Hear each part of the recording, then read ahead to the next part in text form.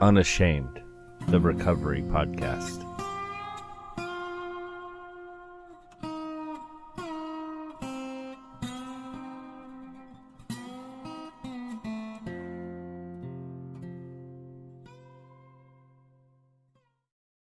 And hello, recovery family. Welcome to a new season and another episode of the Unashamed Recovery Podcast, where it is okay to not be okay. I'm your host, Josh, an addict celebrating recovery from a 20-year porn and sex addiction. And new this season is my good friend and co-host, Drew. Hey, Unashamed family. I'm Drew. I celebrate in recovery, and I deal with a 17-year life of addiction, life struggles, living a life of insanity as well. On today's episode, we once again bring you a true story of redemption and hope in overcoming addiction. At the center of what the Unashamed Recovery Podcast is all about is breaking the shame and the stigma of addiction and recovery, one episode at a time. And we're breaking that barrier by having honest and real conversations with real people and real recovery, by being unashamed and telling our stories, shining our light of freedom for those still trapped in the darkness.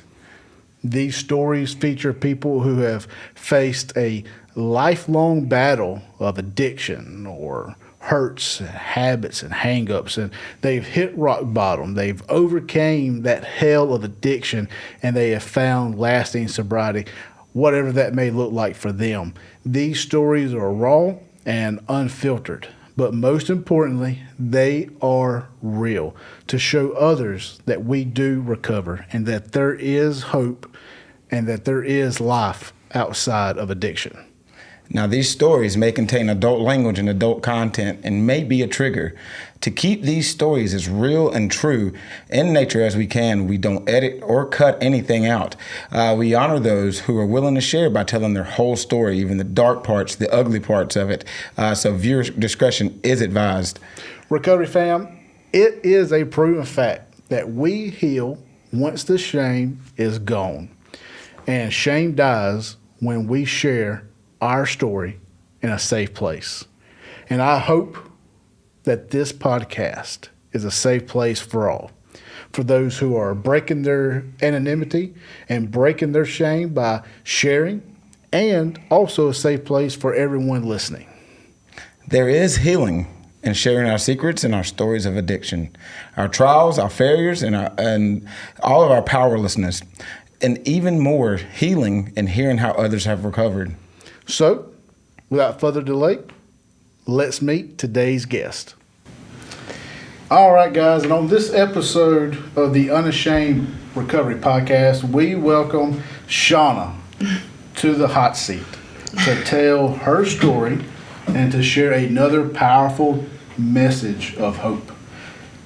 And what a story your story really is. Thank you. I'm excited for y'all to hear it. I'm excited for you to tell this story. It is truly a story. But before we get into her story, let's meet our guest. Shauna, thank you for taking some time out of your day to stop by and to talk with me and Drew and to share your amazing story with the Unashamed Recovery family. It's an honor. To be honest, you had mentioned something a while back, and I was like, it wasn't the time. I guess everything happens in its rightful time. But I was also kind of weary because I don't do a traditional 12-step program. So I've been asked to speak before, and I'm like, well, I may not be your girl. So I generally just work in my community with the people that I feel get placed in my path and vice versa. So it's an honor. I'm excited to be here. Well, we like to tell everybody's story because there's not just one path to recovery. Like we were talking about before, there's multiple paths. And we like sharing those different stories because we want people to know that there is different options available to them. So, Drew, that's yours. Go ahead. Well, so Shauna, we've been talking for a little second now, you know, but before we start to talk about your testimony and unpacking it, can we tell the listeners a little bit about yourself, give them a little bit about the background and the context of your story, as well as things that you want them to hear about your story, to kind of focus on as you tell your story. Okay. I'm Shauna, and I'm 43. I'm from Sand Hill, Mississippi. That's located in Greene County, and we are so rural, we don't even have a red light in our whole county, and I pray that it stays that way. The land of the pines, that's where we are. And so I've had a beautiful upbringing, great story up until certain parts. And, you know, working through them was just part of my path here on earth. It carved me into the woman I am today. Couldn't see that at the time. And I feel when you go through incidents like that and you survive it, because there were numerous events I should never walked away from, you have a moral obligation to help and to be there for others. That's right. My sister refers to them as torch carriers. And while some people are good with the elderly, some people are good with newborns, I like to think I'm universal, but I am really good with people who this society has rejected, who this society has just tossed to the wayside. That's who I gravitate to. And I'm 43. I'm a massage and Reiki therapist. I do energy healing and energy work, which we were speaking about. I went to school. I was in traditional school, and I always hated it. I just was there for the social aspects and checked out. You know, I could have been straight A's, but I just did what I had to do to get by. And I was at junior college, and I remember just kind of breaking down, like I didn't want to go in debt for something I wasn't even sure about. And that's when I found out I was pregnant with my firstborn, my son, McGuire. I'm the mother of two beautiful sons, McGuire and Jagger. And when I became pregnant with McGuire, a lot of my thinking changed because I have someone else to care about now. Yeah. After he was born, I cannot explain the levels, the love. I mean, you think you know love, but our children come here to teach us unconditional love. Yep. I wanted to be better. I wanted to be healthier, and I started getting into the holistic trades, the holistic studies. I went to Mobile, Alabama, because at the time Mississippi didn't offer any massage therapy courses. I knew that I wanted to be literally hands-on with people. I wanted to help them. I wanted them to feel better. And also studied with the Hawaiian Islands Body Institute of Medicine for Reiki, aromatherapy, things of that nature. So, real quick, I'm not sure if a lot of people are going to understand what Reiki is. Can you kind of just give a brevity of what that might be? It is. You can argue politics, you can argue religion, you cannot argue or dispute the 7 laws of the universe, the 7 principles. One being the law of vibration. For everything that moves, that action, there's an opposite action. This is how we keep this gig going. And with Reiki, when I first learned about it, I was not comfortable. I was 22 years old. As I grew, and it's amazing how God answers prayers. Well, I'm saying God, but you may hear me in some parts of my story call God Dad, because that was another hard subject for me to accept. I did consider myself atheist for a long time. God and Lord are titles. I personally believe that the human tongue cannot pronounce the name of God, so I choose to call him Dad, and I talk to him as though he is my father. So anyway, with energy work and with Reiki, I wasn't comfortable in it in the beginning, but it was actually when I found myself in the Mississippi Department of Corrections one evening, and there was a girl that was sick, and they couldn't figure out what was wrong with her, and she was losing blood. And she had already sent out for 1 blood transfusion. So I got permission, can I just work on you? Because she was cramping. Long story short, she had a ruptured cyst. With Reiki, I have to get centered and grounded. And it has to be someone who's in tune. And you have to believe in what you're doing. I can't just study this and say, oh, okay, I'll try that. I believe in healing. I believe in energy work. And when I work with someone and they have complaints, or maybe it's emotional trauma. This is really wonderful for women who've experienced sexual trauma, as this lady had. When I started rubbing on her abdomen, as I got to the lower part of her abdomen, my hands started shaking. So I knew that whatever's going on was on the left side of her lower abdomen. And sure enough, she got real sick, got sent out, and she had a cyst that had ruptured. So that's an example. Yeah. But it was in the middle of my lowest point on earth that I realized there's something there to it. So years later, I started applying it just in my daily life, or sometimes I can hug somebody. One time I was working on a lady and her Achilles was real loose. All of our Achilles should be very tight.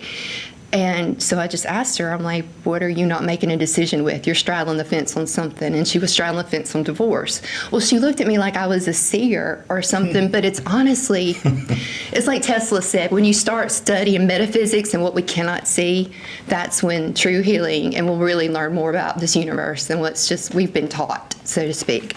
So that's pretty much what Reiki is someone who's, they consider energy work. It's been talked about pseudoscience, but hospitals now are bringing Reiki therapists in for post-surgery heal-up. I mean, there's all kinds of aspects where the medical community is starting to accept it. So, That's awesome. yeah, I enjoy it. I mean, it gives me life. Like, I can't imagine ever working a 9 to 5 again, but She kind of lit I up will on if I that have one, didn't to. you? Yeah, so if you're on Facebook, look up Shauna on Facebook. She posts a lot on her Facebook about her massage therapy and her Reiki, and a lot of great stuff on there. So if you're on there, look her up, find her. A lot of great stuff. And before we get more into Shauna's story, and there's a lot to get into, we just want to take a quick moment and to mention this beautiful studio that we are recording in today. We are on site here at the Governor's Recording Studio at the Mississippi Arts and Entertainment Experience in Meridian, Mississippi. The MAX is a museum unlike any other in Mississippi. It is a centerpiece showcasing Mississippi's global cultural legacy. And we are truly, truly honored to be here today. And before we hear more from Shauna, take a quick look at what the MAX is all about.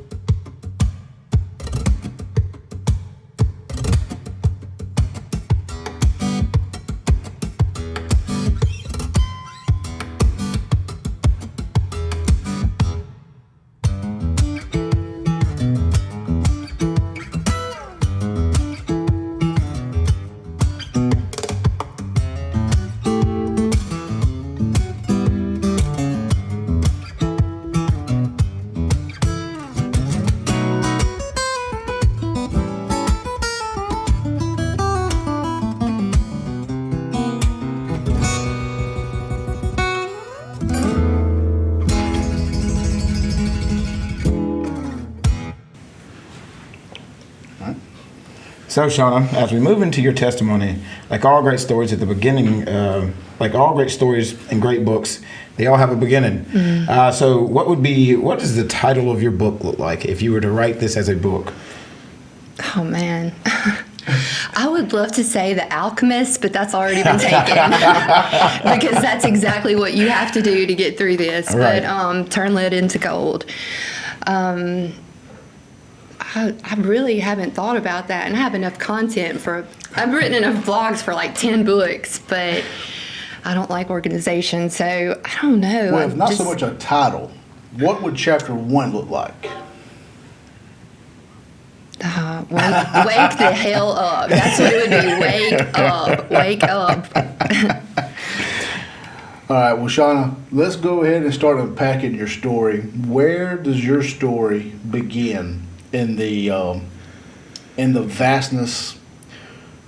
Where does your story start with? Because I know your story is not like many people's. Yours takes a different road. It's a different path.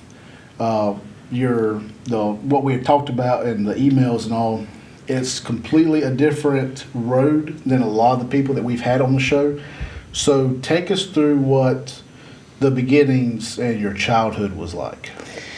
Well, and again, I was raised in Greene County, Mississippi. My parents they're about to celebrate 48 years of marriage. Wasn't always picture perfect, but I have a strong father. I have a beautiful and wise mother. And they were the type of parents that didn't stay stagnant. They learned, they became even better parents to my younger sisters, and then they became even better grandparents. And that's something that's been beautiful to witness.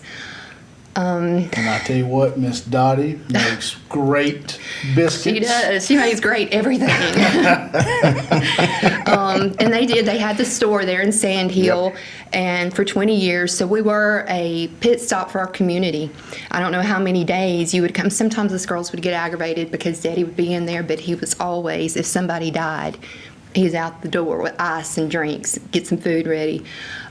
People come in, they couldn't afford groceries. I don't know how much that I watched my father donate, or people were in a bind and they needed to sell a gun. That's the type of community that we are. And I'm the oldest of 4 girls. Leslie, Cara, Mariah, my younger sisters. And I get emotional because it's just everything we've gone through and lived through, and this is so normal. And then when you're talking about it, you remember like, this wasn't how it always was. Yeah. I was very fortunate. My father, his true element, which I think God steered his path, because he was a superintendent with a construction company. And one evening we get the call, I was 6 years old. He had to be flown out of the job because he was helping his men clean up. He wasn't even supposed to be out there, but rain was coming. So he was helping them clean up, and he had a bunch of weight on his shoulder, and he slipped, and all the weight went on his right knee, comes straight out of his knee bone, everything comes straight out of his jeans. So I think he's had maybe 28 surgeries, and through my childhood, it was surgery after surgery. And so our world flipped upside down on one level, because I can still remember him carrying us to bed at night and telling us stories. And then the next time, it was like he was laying there lifeless. He was hurting. Yeah. So does that kind of start your path with like the healing and the Reiki, seeing your dad hurting? Subconsciously, I'm most certain. Yeah. I've always had a heart to want to help. When I was 10, I remember saving money to help. There was something going on, some civil war going on in Romania. And on my parents' church newsletter, there were these babies with their heads were flat, where there was hundreds of babies in a cribs, but nobody there to hold them. And I started saving all my money, and I think I got like $12 together, and I couldn't wait. I thought I was balling with that $12. I was like sealing that envelope, stamping it, like I'm helping them babies. But every night I would think about them and just rock. I would hold that little baby, just somebody hold. How can people not be there to hold babies? Yeah, right. So I've always had this heart for suffering. Yeah. And irony, I'd put myself through all of it. So, man, like listening to your story starting out, I hear so much of my own story of like being surrounded with family. Like, I grew up just down the road from you in Clara, and it was very family. So starting there, where does that kind of go downhill for you? Like where do things start going wrong? There was things were different after my dad got hurt, for real. But I also watched him turn it around. He was good carpenter, so he started carpentry and he started farming. I know until I was 18 years old, everything we put in our mouth, we grew.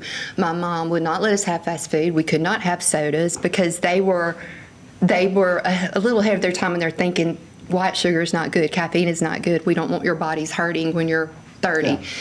And of course, I thought they were just strict. And I can remember my mom has this joke that when I was 18, I said, I'm leaving home and I'm never eating country food again. And guess what I'm at? Country food every night. But I went through school. We all managed. It was just, you know how life happens and you just roll with it. And that's the one thing my father and mother both have instilled in me when, let's go. That's what we're doing now.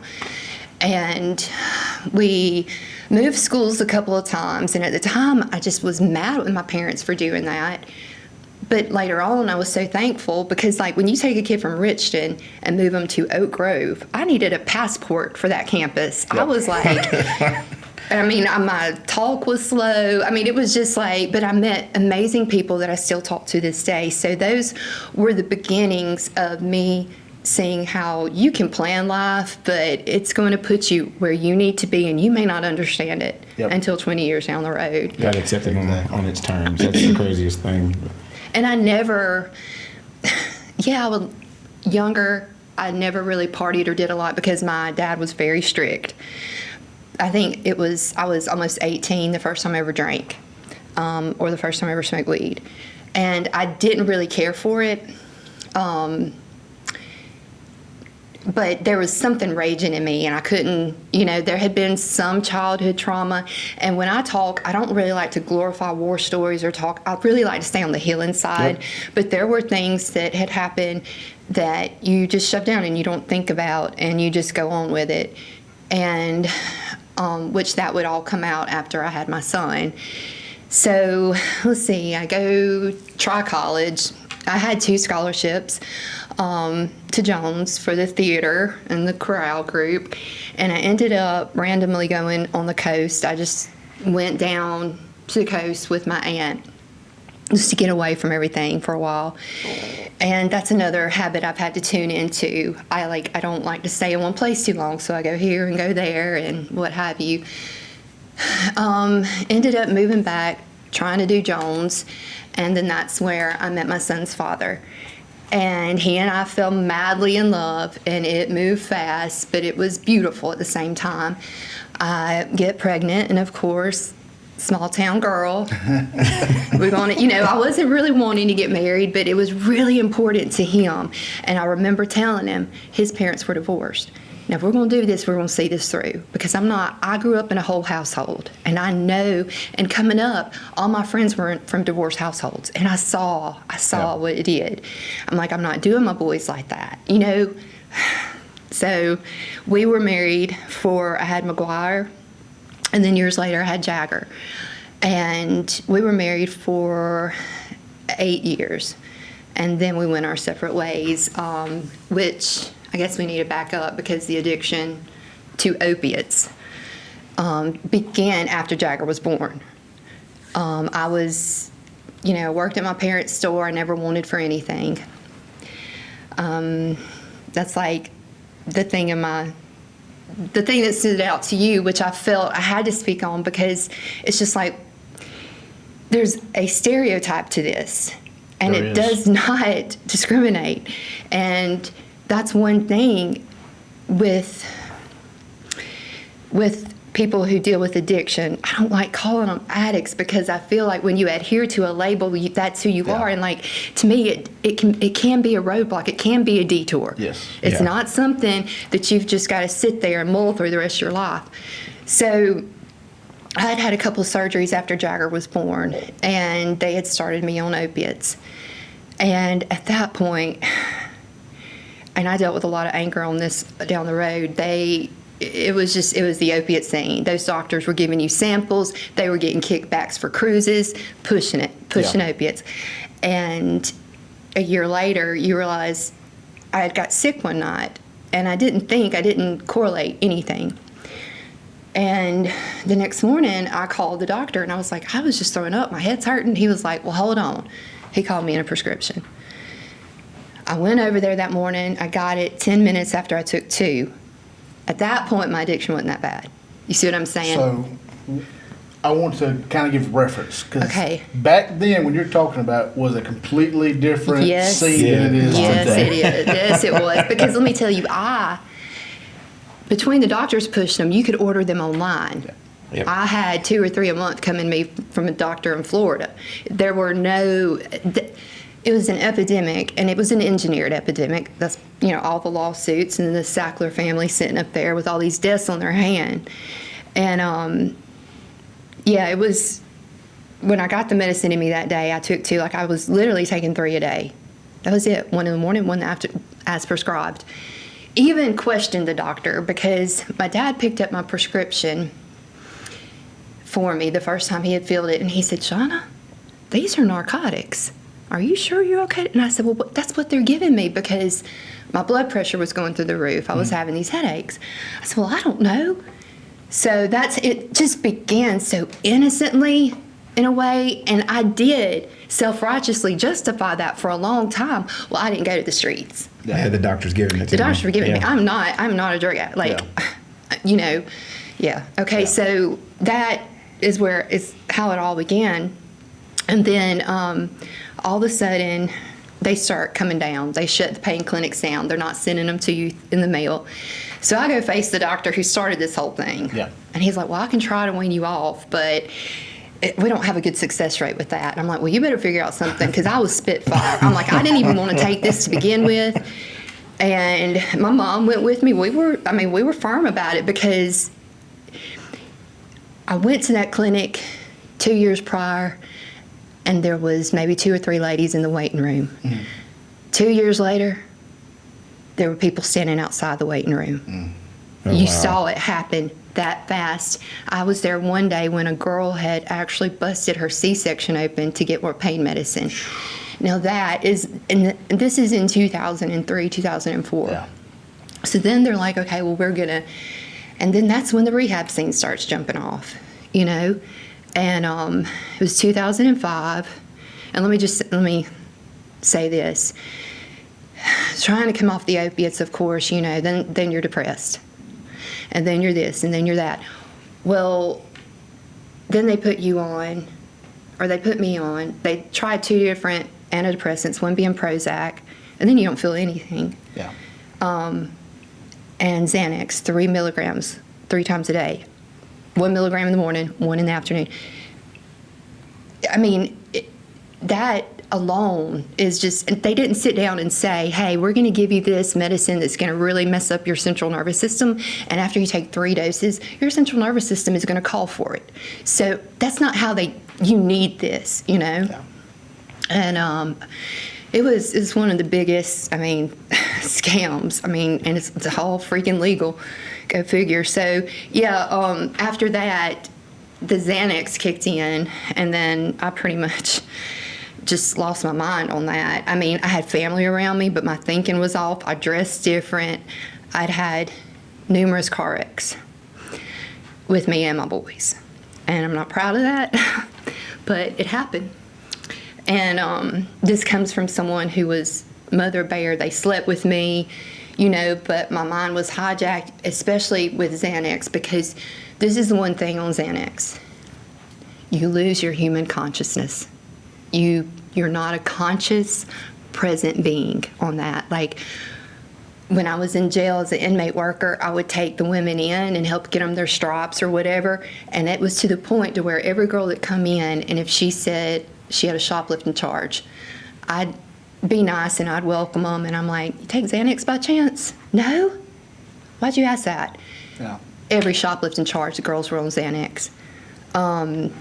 It's almost like this animalistic instinct kind of kicks in, and then you just kind of do whatever. Right, and I think a lot of that is just how they zombify present-day America. You get complacent and medicated. So that's when I went to my first rehab. My family surrounded me, and Did I want to go? Well, hell no. And they were like, you don't have a choice. You're going, or we're about to go sign a writ on you. And I had to go through, it was like a 9-day detox because of my levels. And I come out, my skin on fire. But this rehab that was on a golf course, I get there, and I have attitude.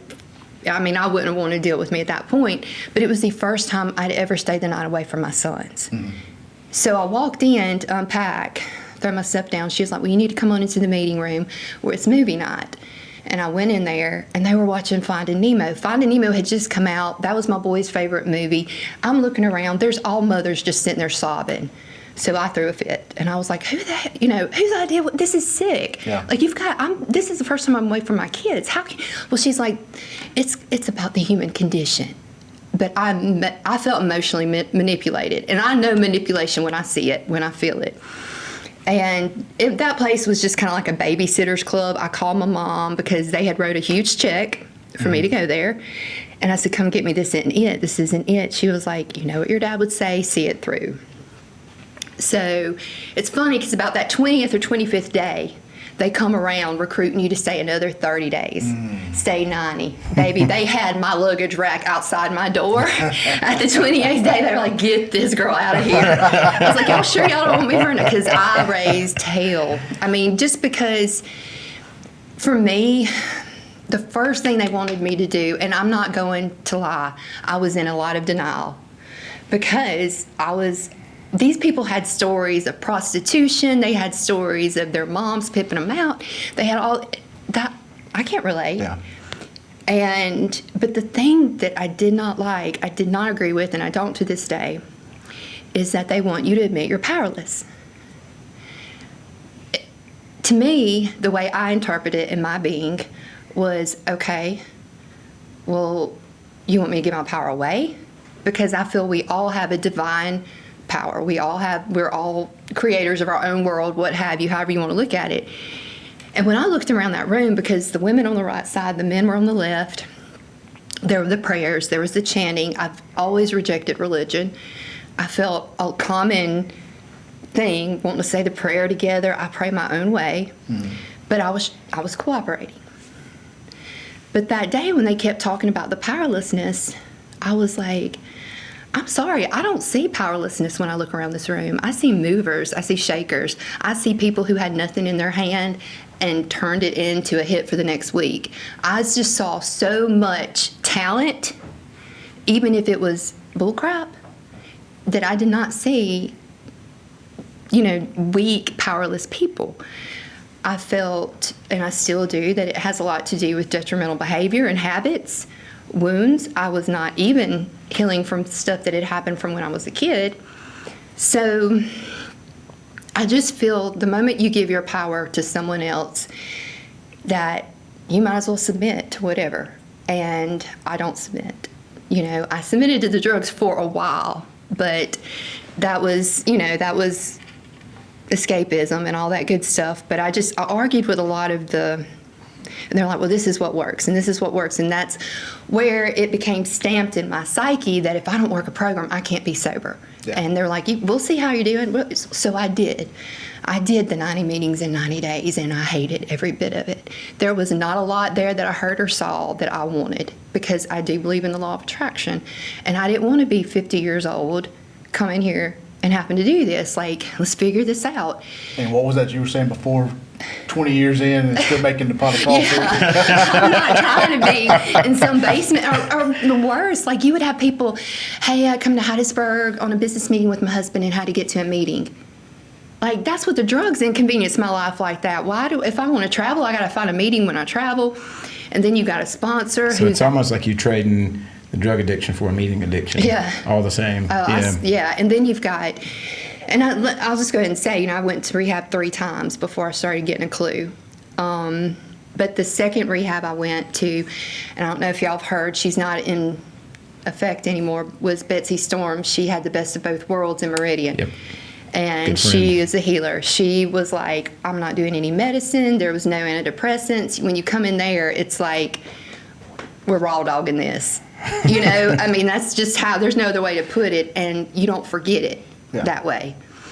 And you have to understand, too, the way SSRIs and psychotropics work on the brain is you just become desensitized and numb. And so she did not believe in the antidepressants. And I remember when I got to her, because after I got off Clearview, I went in addicted to 2 prescriptions.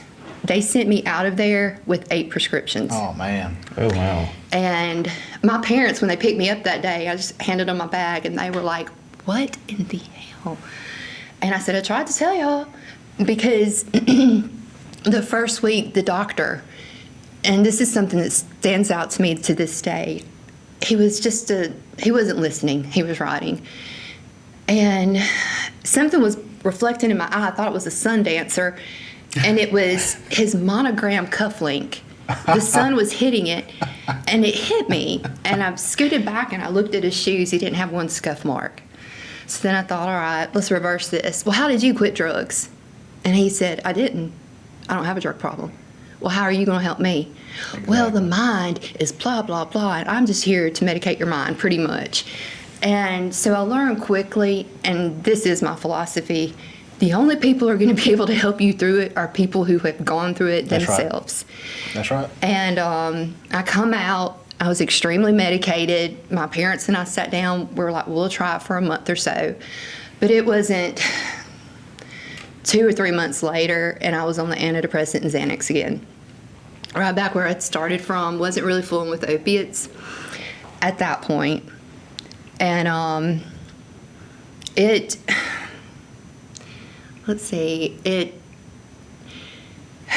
don't know if we need to you just want to go on into the grid of it, or. Yeah, go ahead and let's just, Because that worked for a while. I maintained, I was back on a low dose of Xanax and the antidepressants.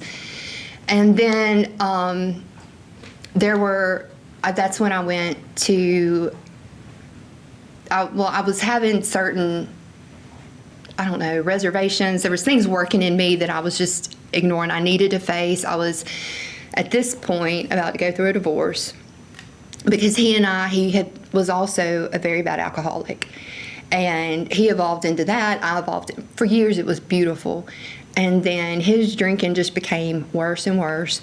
And I was medicated. It was just bad. So we finally had an amicable split. We've always been able to talk, co-parent. We had the same lawyer. I'm all about family. Yeah.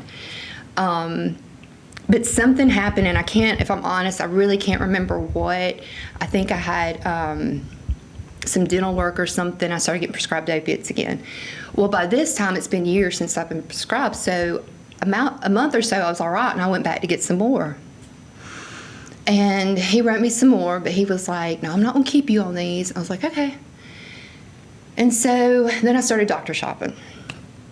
And one day, a doctor was really ugly with me, and he was just just judgmental. And I was like, I'm a pretty vocal person. I'm very confrontational. Let's nip this in the bud.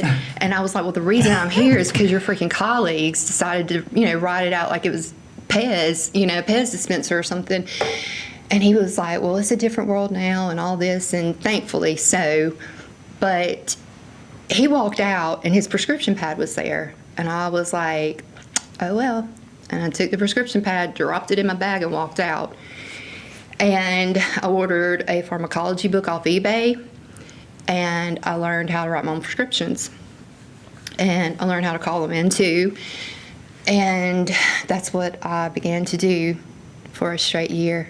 I wrote my own prescriptions from Alabama, Mississippi, and Louisiana. Man. When they caught me, it was like, you're going federal, baby. Oh, wow. Like, we can't even, they didn't even know where to start, because finally, well, let me say this, though. That was the beginning, and I was very successful with it for a while.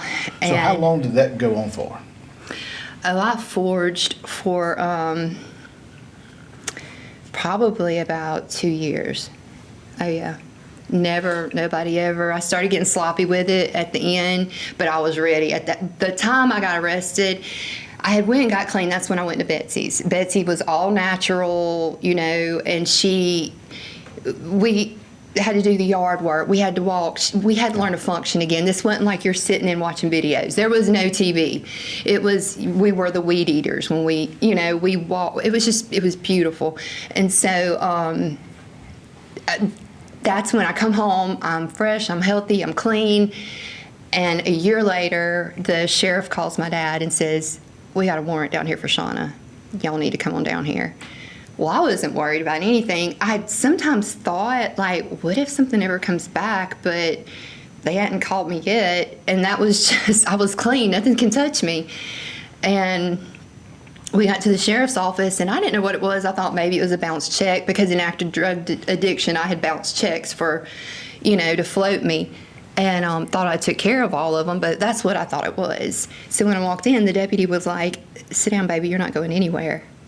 And I said, "What is it?" And he said, "We have 2 felony warrants from Lamar County for prescription forgery." And I looked at my dad and my mom, and I was like, well, I mean, there's no arguing it. I know it's me. And so Lamar County comes and gets me. My mom and dad are right behind me. I bond out. I didn't even have to sit down. I was like, "Get me out of here." And then, I go back to regular life, and then we get another phone call. "We need Shauna down here. We got another warrant for her arrest in Adams County, Natchez, Mississippi." And I did sit down with a couple of DEA, because they were like, "You got to talk to," like, they weren't coming at me. They wanted to be educated. They were like, "How did you do this?" I was like, "It's super easy." And that's when I also told them, I was like, "Have y'all thought about putting the pharmacies online? Have you thought?" So people, I told them about doctor shopping. I mean, if you can go to Walgreens and get a script of 90 Lortab 10s, and you can go across the street to CVS and get another 90. Like, y'all can't communicate. We can't somehow, because I had talked about how that would have, when you're in that mindset, you want to be stopped. You want someone to halt, what you said the other night when you were like, you posted something about reaching out, but you got to reach in. And that was like, I was like, that's it. Yes.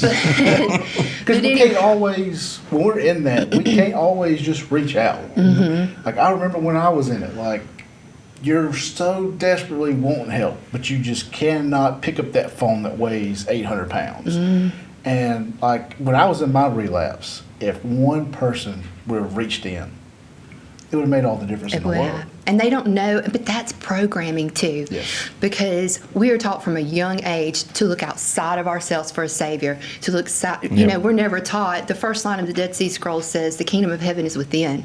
We're never taught to go within. We're taught to look out. You're a little girl, the knight in shining armor is coming to save the day. No, baby, you're going to save the day. Yep. This is your story. You are the savior of your own story, and I believe that to the marrow of my bones. Yep. But I've got these warrants on me, and I come back, and I'm like, okay, they're coming for me. I'm out on 3 felony bonds.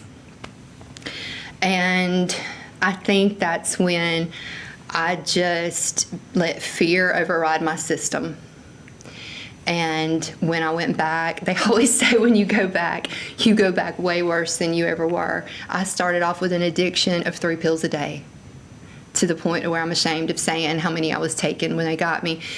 So I just went reckless, and I was one evening, and like I said in the story that you saw, like, I was at Rite Aid, and all of a sudden I see a car swoop in the front of me. One's behind me and one's right there, and they're screaming, "Get out, get out, get out, get on the ground." And let me back up so I can explain why they did this. Probably a week prior, I got busted in Petal, Mississippi for forging one. Okay. The cops come get me, and again, I'm ready, but they let me bond out. How they let me bond out on all these? Well, Forest County, what they said was, we're going to let this one run concurrent with Lamar County. So this last time when they got me, that's why a lot of them thought that I was dealing, because it was just, I'm like, no, this is what it does to people. But the area was not understanding. The most they seen in opiates were overdoses. and I just wouldn't die because I tried. So, I remember when I saw your post about it, you were talking about at that time, you were consuming an abnormal amount of the opiates, and you were at 3 times the lethal limit. Is that correct? Yeah, when they busted me, I had a bottle of 40 that was empty. And he said, "Who'd you sell these to?" And I said, "I took those. I've already eaten them." "You hadn't eaten these. You'd be dead." And I'm like, "No, they did." With opiates, you slowly build a high tolerance. And he just was arguing with me. So when they went to book me, the lady at the jail was saying, "We can't. If she took those, we can't book her until the doctor clears her." So he took me to Forest General, and I'm handcuffed to the bed, and I'm just, I know this is just pointless. And so the doctor comes in and he sits down, and he could have been a dick. He could have been anything, but he wasn't. He sat down, and this is what I call earth angels. This is when just divinity somehow intercepts. And he put his hand on mine, and he said, "Do you have a death wish?" And I was like, "No." And I said, "It just takes that many." I said, "Why do you think I'm forging? Like, I'm." And he said, "Okay, you need to understand that I've signed death certificates with you are above. You were 3 times the lethal dose." And I said, "Well, what's my level supposed to be?" And he said, 0. And I was like, and he took my hand and he said, "You know what you're about to go through?" Because at that point, I had only medically detoxed. And I said, "I know." And he said, "It's going to be hard." But he said, "I want you to look at me." And I remember looking up at him, and he said, "You should be dead. You should." He's like, "I can't say this enough." So just whatever you got to learn it. Because, and at the time I was like, "Just shut up and get me out of here." You're not thinking, but you look back and you're like, "Damn, that was heavy." And he could have been a jerk, but he was very empathetic towards it. And we talked about the tolerance and all that. And anyway, because that's how it is with opiates, and that's when the overdoses happen. When you take a break, you think you can go back eating that many, and then you OD. But so from that point, I'm just going to assume that was your rock bottom. Is that a safe bet to say? Well, the rock bottom at that point, yes, because this arrest is when I lost custody of my 2 sons. Because the thing with opiates is that you function well. My family just didn't have a clue until I went to them, And if I was, you weren't the classic labeled, stereotype, yeah. It was very easy to overlook that. Yeah, I'm the T-ball mom. I take cupcakes to school, and like that night, the irony or one of the cops was laughing at the arrest because they get me out, they get me on the ground. I've got guns pointed at me, and I'm like, "Y'all, like, I'm harmless." And they put me in cuffs, put me in the car, and I was driving a Land Rover, so they have to get me out of the car, one hand uncuffed, to come show them how to crank it and move it out of the way. They're like, "This beats all I ever seen." And I've got one officer over here in the truck with me, and one sitting at the door with me, and I'm like, "Hold on." So I get it cranked up, and the officer pulled me out, and the other officer had to move it.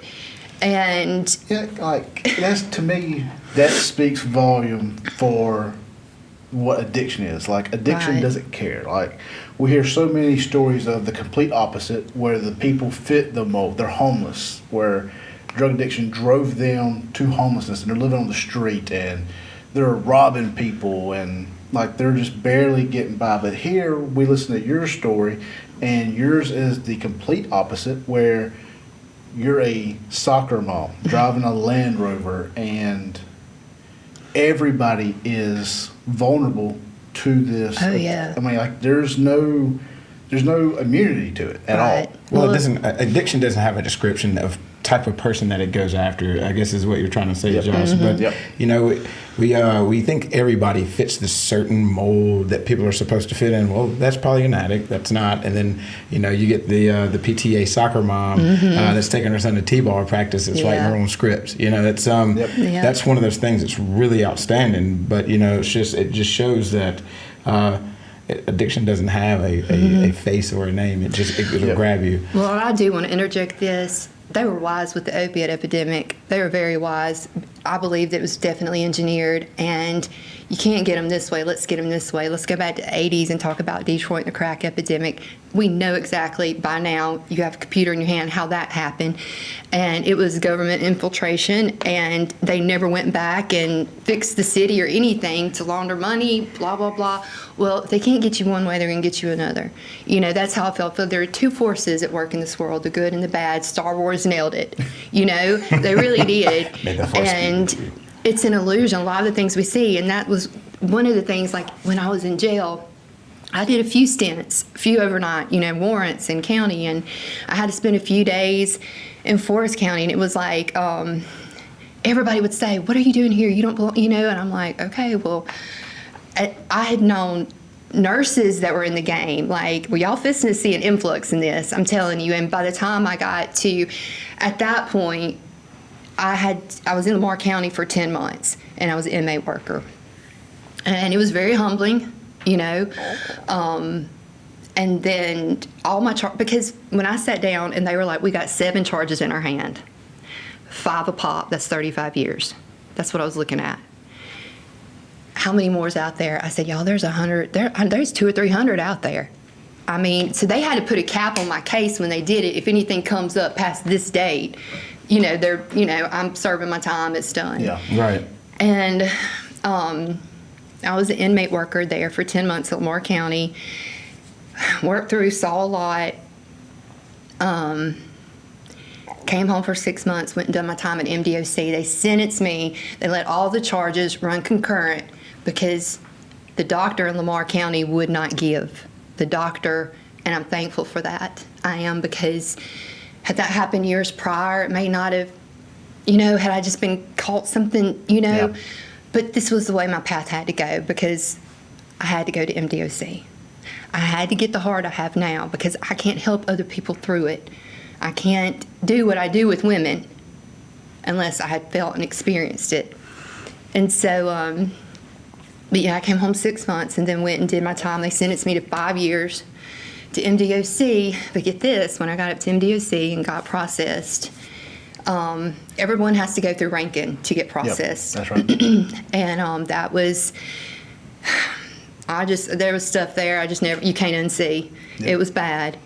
I worked for years with DOC, and you are very right. There's just stuff that happens there that you just, nobody believes. Like, it's just a whole other world. It was, and I was not. I'm thankful because I had to sit in county 6 weeks waiting on MDOC, and those old timers were like, all right, every morning I'd have one coach me on this. I'd have one coach me on this. And the one thing that was consistent was, when you get to that gate, you're going to want your mama. And I was like, man, y'all shut up. I done county time. I'm all right. Now, I'm telling you, when you see that gate, and even with them preparing me like they did, when I saw that gate, I wanted my mama. And because you know you're going in there, and you may or may not come back out, you know, and you don't know what's on the other side. Yeah. And so, but I remember they prepared me. Those were little earth angels there that were schooling me. I didn't even know it. I remember rolling my eyes at them. The women had schooled me when I got there. And don't ever think people don't have a purpose, because these old timers, there's lifers in that system that is taking care of young women in that system. Yeah, right. Well, Shauna, I know we could go on for another 2 hours with the stories that I've heard you share about what it was like during your time there. But I want to redirect, and I want you to share with the listeners of what your healing, that journey looked like for you. Because I know it was different. It was not the traditional 12-step. It was not your traditional recovery. What did that look like for you? What was your path to sobriety and healing? Well, one of the best things that happened to me at MDOC was just being away from everything for a good bit. When I got up there and got processed, they were like, you just have to do the A&D treatment and go home. I said, no, ma'am, that judge gave me 5 years. She said, no, you're only going to be here about 8 or 9 months. And I was like, oh my gosh, wow. You know. So I did what I had to do. I got sent to Flowood. I was on the work facility. I worked at Mississippi Prison Industries. Yep. The governor's letterhead, his business cards, I printed all those out, and it was, you know, they were real good to me there. When I got home, I was happy to be home. It was hard adjusting. because, at this point, my sons are living with their father. I've been away from them for a total of 2 years at this point. I'd seen them some when I was home for those 6 months. I was locked up 10 months, home 6 months, locked up another 10 months. Life pretty much went back to normal. I stayed, I drink every now and then. Nothing really took me over the edge. I'm not, because to me, all right, what is sobriety to you? For me, sobriety is that length of time that I put in between myself now and that last time that I resorted back to that self-destructive behavior that I engaged in. Right. Yeah. That to me is my sobriety. Right. And I know that looks different. Drew, he probably has a different definition. And many of our listeners probably has a different definition, but that is mine. It's that length of time in between now and that last time. Right. My definition was, pretty much goes into abstaining from all use at that particular point. Because for me, to stop using drugs, to basically stop drinking, and then cut out some of those just nasty life habits. That's my sobriety. Okay. That's where I thrive today in making some of the choices to go against, all the use of, and basically just living an insane lifestyle. You'll hear me talk about it sometimes. If you ever hear my story, I'll tell you how insane it was. It was just bad decision after bad decision after bad decision, and I've had to start, making the next right decision. So that's a part of my sobriety story as well. Right. So. To me, sobriety is, or what sober means, is like anything you can't fast from, you're a slave to. If I can't, I check myself on the daily. If I start getting into certain routines or whatever, because we are programmed, and I pay attention to that a lot, programming. But after I got home, I'm working at my parents' store. I go doing work with friends. It's great for a while. And then in 2014, I went on a hard binge. I'd had a wreck. They prescribed me pills. I needed some for a few days, but not a month with refills. And that I had a couple of binges that year. I wasn't in a good place because I never felt good enough. Me losing custody of my sons was the worst. I imagine. As a woman, you can't get any lower. Like what? And that's like even now, well, the end of the world's going to happen. Well, okay, I'm here for it because I've lived through the worst that could possibly happen to me outside of something happened to one of my loved ones. But I wouldn't forgive myself. How do you do that? I felt like I had to hold on to that. I felt I deserved to be in, I held on to it. And my sons had forgiven me. My sons were happy to see me. But there was also something else, and I know someone's going to hear this because there's a lot of self-righteous parenting out there. I was almost afraid of hurting them. I can't explain it. I just didn't. They're doing good. They're great at life. They're smart, straight A's, but just something about me didn't feel good enough. And I wrestled with that. And then the binges came, I think, 3 times that year. And then after that, it was in 2015 when I really started going within. And I mean within, and I got honest. And there were certain, I could sit here and tell you amazing divine intervention and people that had stepped in and said the right thing or did the right thing that kept adding to the path I was on. So that's how you know you're on the path. And it's all a journey within. And I began to see, instead of, I lost my boys. No, I didn't. They're right here with me. And they're really successful. And so any parents out there that are beating yourself up because you lost custody, any kids out there, that are separated, it's sometimes I feel in my situation, God had to separate us so I could grow one way and my boys could grow another way. Because I was that in-your-face doting mom serving them breakfast in bed. Yeah. They may have not grown up to be the smart, independent men that they are if I had been over them all the time. There's all kinds of different avenues I've had to look at it to make me mentally cope with it, that's the way it had to happen.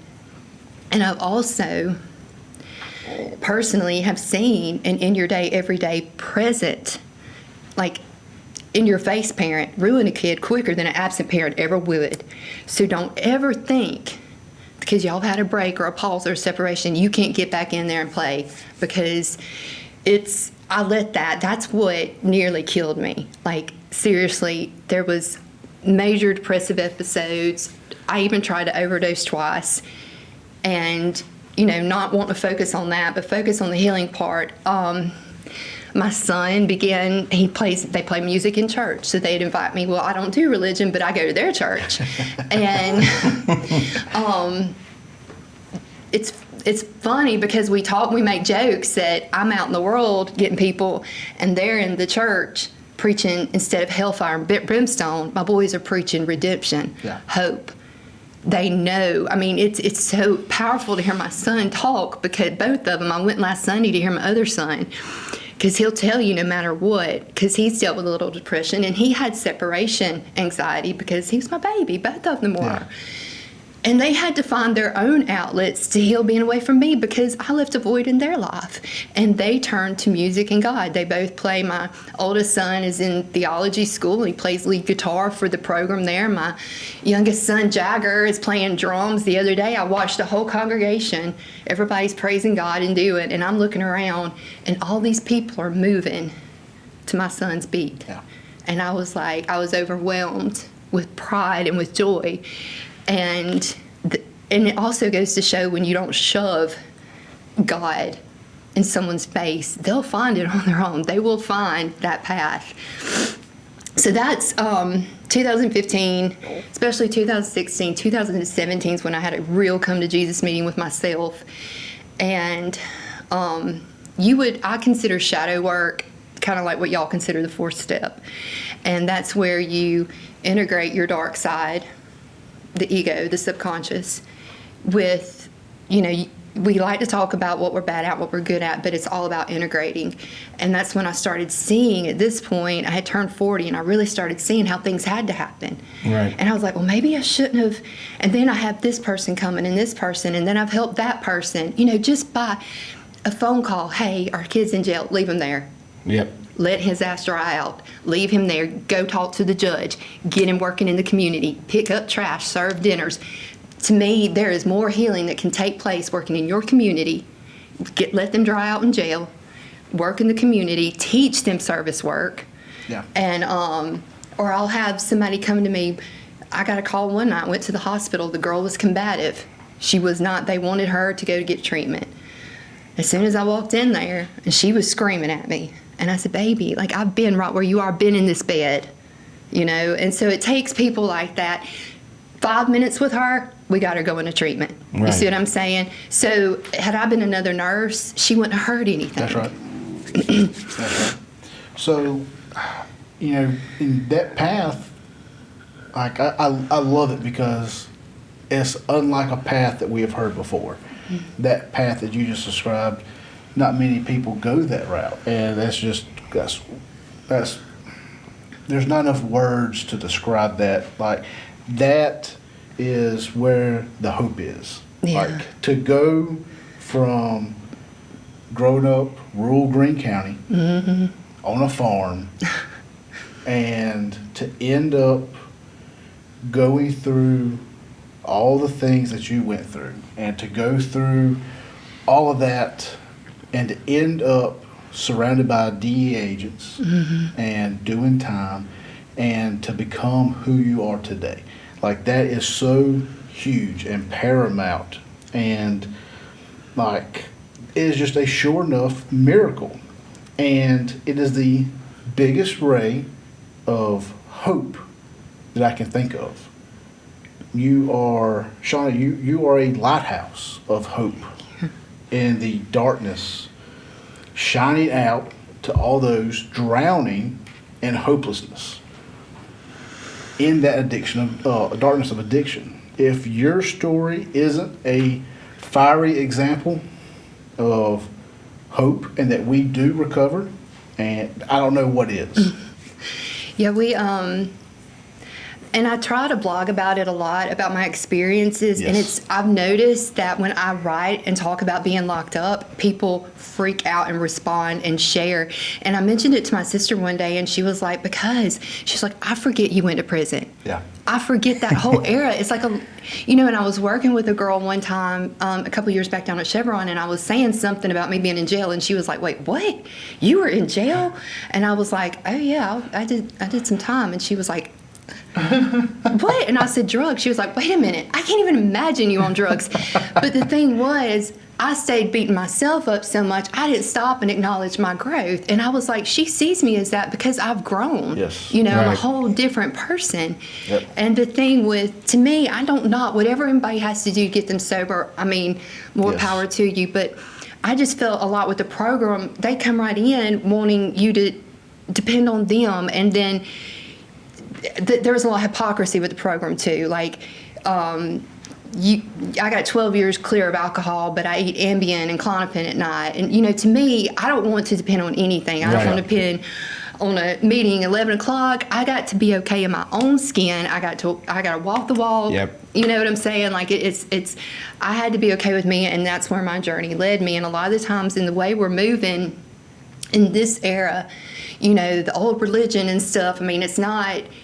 these kids are coming up smarter, and they're desensitized. They've been born. We've been in perpetual war. Any kid after 9/11 has just grown up desensitized. It's all, okay, we're in another war? Whereas with us, the world was different. Right. And these kids, they're not hearing what you're preaching, so it is about the law of attraction. And I notice sometimes when people gravitate to me, sometimes it's just like it gets overwhelming, and I have to take steps back and not answer messages, and that's actually what we've been working on. I had paint all over me. I was trying to scrub it off because we've been painting. I have a space in Richton, and the whole vision I'd seen the last 3 years was me starting women's empowering circles. I've been in circles with women from rehab to jail to prison, and I've seen miracles work. I've seen women pick themselves up. Our communities are only get better if we get better. We all got to heal. I'm so tired of seeing grown-ass adults walking around with broken children inside of them. And Teaching the only them conflict after conflict instead of learning, that home is peace, or supposed to be peace. And then one toxic thing to another. And these kids have grown up with their parents divorced and on drugs. Every household's been affected with it by now. They're over the BS. My boys, both of them, have never drank or smoked. I got a 22-year-old and an 18-year-old. Don't care for it. Don't want a prescription. Get it away from me. They've never even been to a party. And a lot of these younger kids and millennials are staying at home. Yeah. They're going kayaking. They're going hiking. They're getting back into, they're Experiences. over Right. the BS. Yeah. And so that's, to me, our youth, our children, or, the Hopi Indians have this thing, and I have Native on both sides. They believe that our children are our spiritual elders. I believe that we were with Source before we came here. That's why I think when I came in this world rejecting it, I've mentioned that, like, I just always felt homesick. I didn't belong here. I felt rejected. Drugs were that escape. It quieted the inside voice. Yeah. But our children are actually our spiritual elders. So I look at my children with such respect and honor, where some people will talk any which way to their kids, not knowing that child is here to teach your ass, to show you unconditional love, teach you patience, and so this youth coming up, I see such greatness. We hear so much bad, but I see a lot of greatness in our young people. Yeah. And that's why I just wanted to start something for my community. I don't know if it'll go or not. I told my mom the other day when we were painting, I said, what if I start this and nobody shows up? They'll come. They'll come. Because I do get a lot of messages, and I hate not being able to just really take time with these people. So now I'm like, hey, show up and let's sit in a circle and have a powwow. That's right. pretty much where we're starting at. And if it'll go with it, it's meant to go. That's right. Well, Shauna, man, I've so enjoyed it, and I hate to wrap it up, but we're running out of time. Like, we could sit here and we could go on for another 2 hours. I wish we were the Joe Rogan show. Because that's exactly what we would do. And at the end of every episode, we do have a small list of questions that we're going to throw at you. Okay. And with the time constraints, we're just going to narrow it down to one. Okay.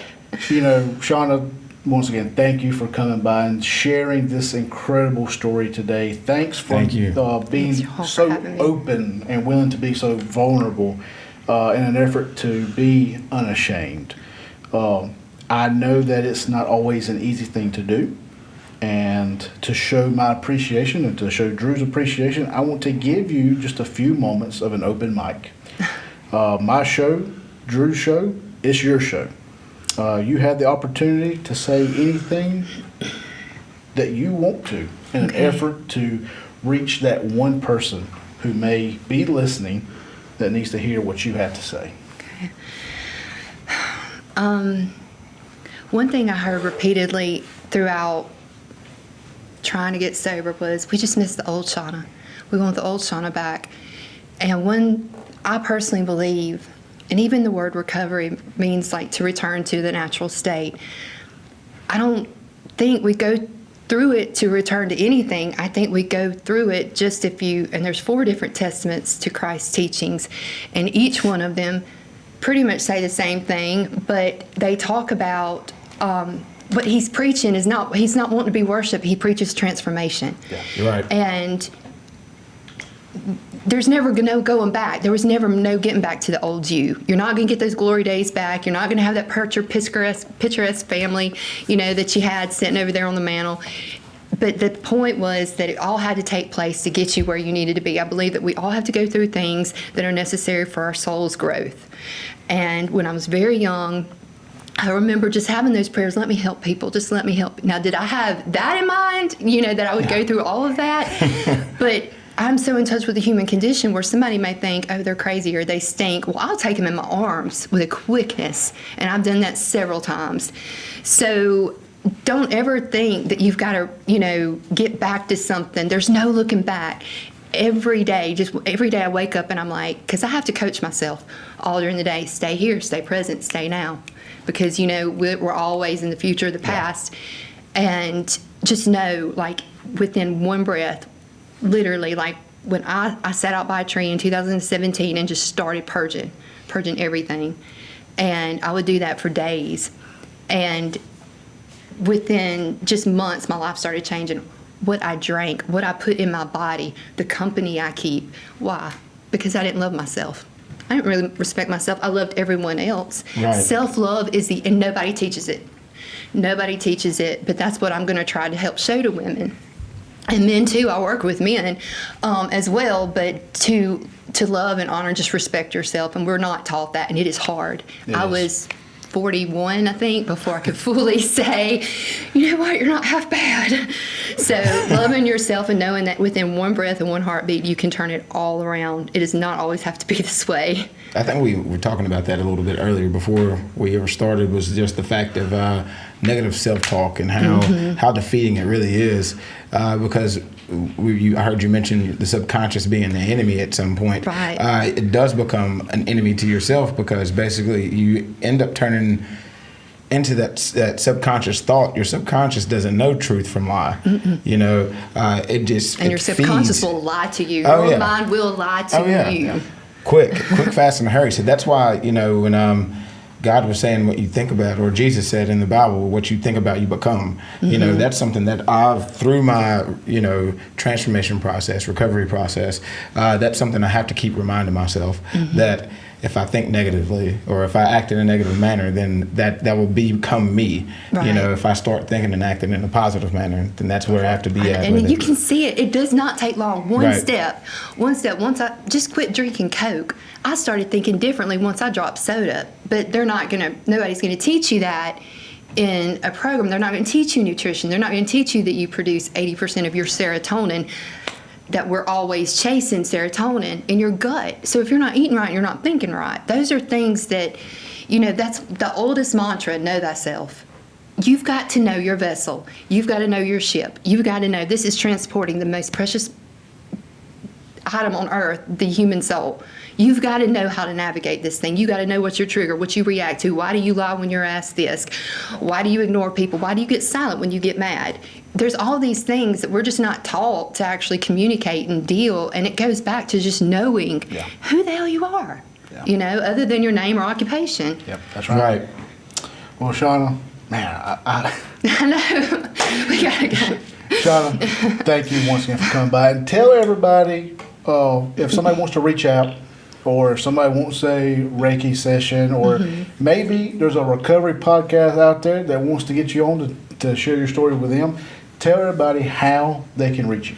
Okay, I'm on Facebook at Shauna Wade. I'm on Instagram.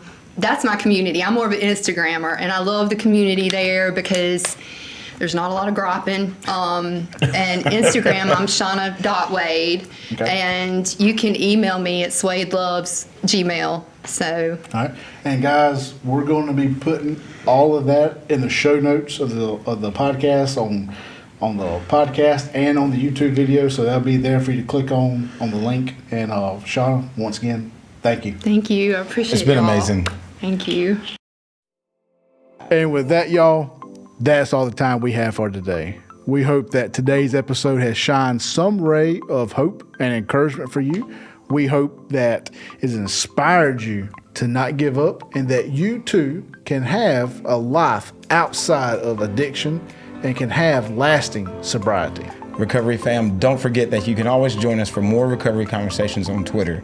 Find us at Unashamed Recovery, and also use the hashtag Recovery Posse to connect with thousands and thousands of others in the Twitter recovery community worldwide. Do you want to be on the show to share your amazing story with listeners from around the world like our guest today did? Or maybe simply you want to tell us how we're doing? Or do you have any suggestions or questions for me for the show? Send the show an email at unashamedpodcast@yahoo.com. That's unashamedpodcast@yahoo.com. Thank you for your continued support of the podcast, and I hope you all continue to stay sober. And until next time, we love you, and y'all remember to be unashamed.